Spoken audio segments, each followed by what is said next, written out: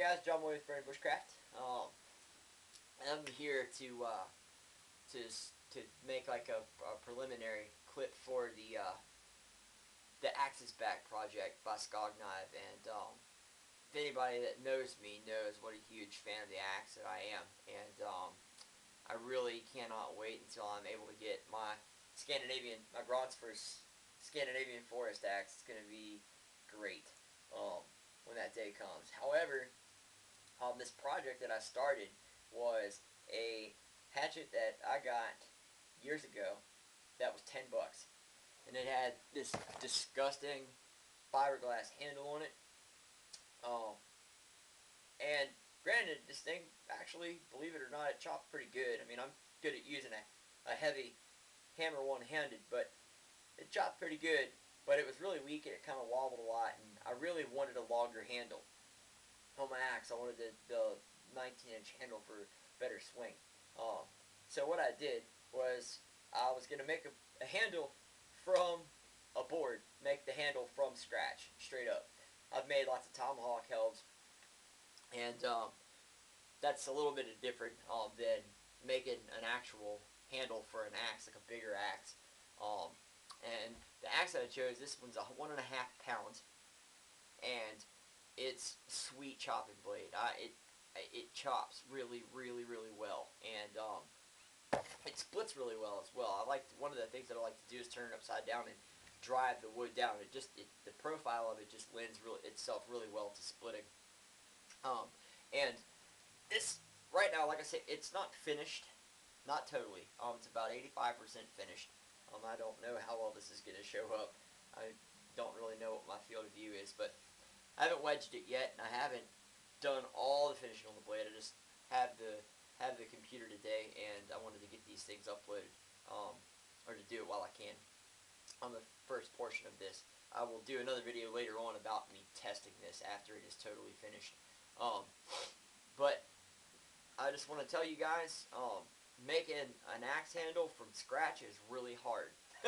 The hardest part of it is getting the haft itself, where the bit attaches to the handle. It was a pain. I didn't bring a hoof rasp upstairs. Anyway, I have all of my tools that I used to make this with, and a hoof rasp, an old beat up hoof rasp, is one of them.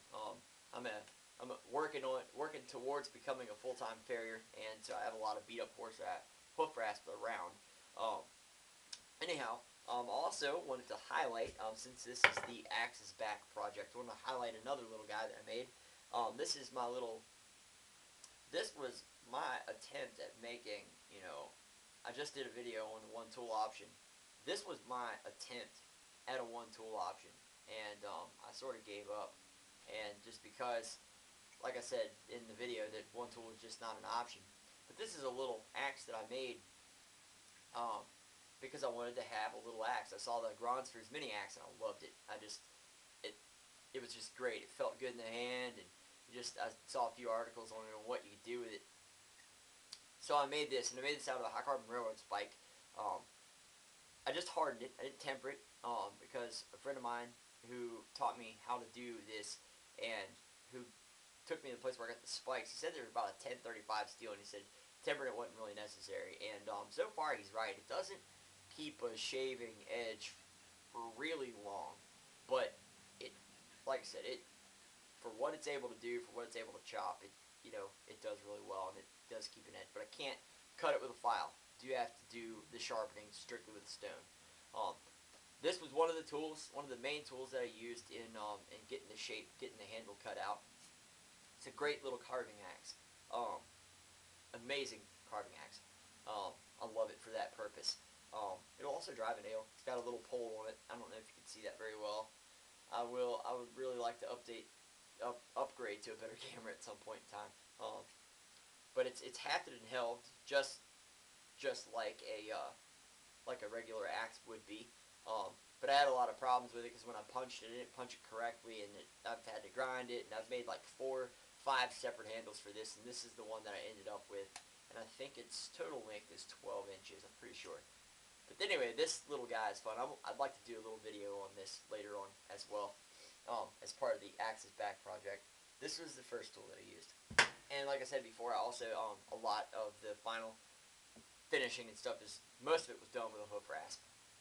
I also used a Baco Laplander saw, one of my best good tools. I love it a lot. It's great.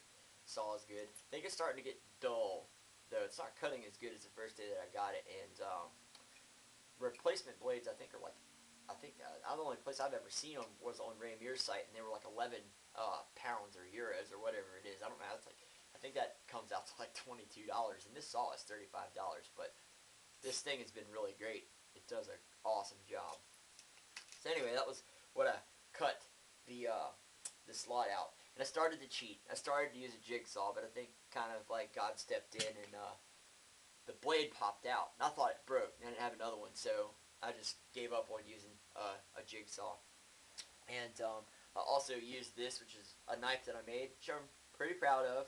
Like I said in the one tool option video, I have a love-hate relationship with this thing. It's just certain things it does really good, certain things it doesn't do very well. But I'm really beginning to like it more. Like when I first made it, I hated it after I started to use it. But now I'm starting to like it a little bit more. I'm getting used to it.